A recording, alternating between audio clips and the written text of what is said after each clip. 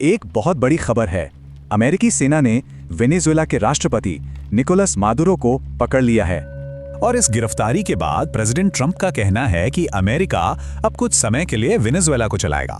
तो सवाल यह है कि ट्रंप प्रशासन ने इतना बड़ा मिलिट्री एक्शन लिया क्यों? ऑफिशियली दो वजहें दी गई हैं, एक तो बढ़ता माइग्रेशन और दूसरा ड्रग्स का बढ़ता फ्लो। अगर माइग्रेशन की बात करें तो 2013 से अब तक करीब 80 लाख लोग वेनेजुएला छोड़ चुके हैं।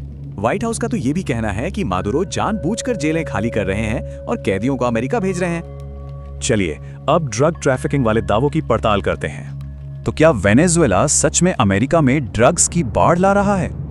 लेकिन डीईए की रिपोर्ट कुछ और ही कहती है। ज्यादातर कोकेन तो पैसिफिक से आती है, कैरिबियन से नहीं।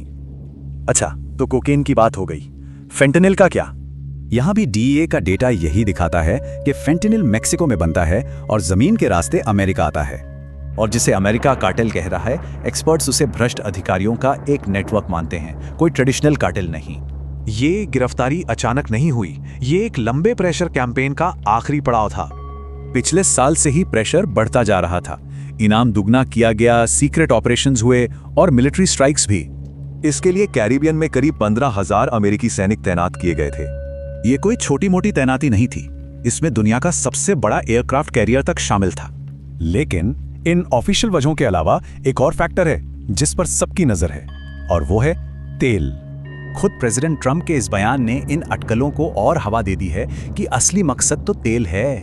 और ये जानना जरूरी है कि वेनेजुएला के पास दुनिया का सबसे बड़ा प्रूव्ड ऑयल रिजर्व है।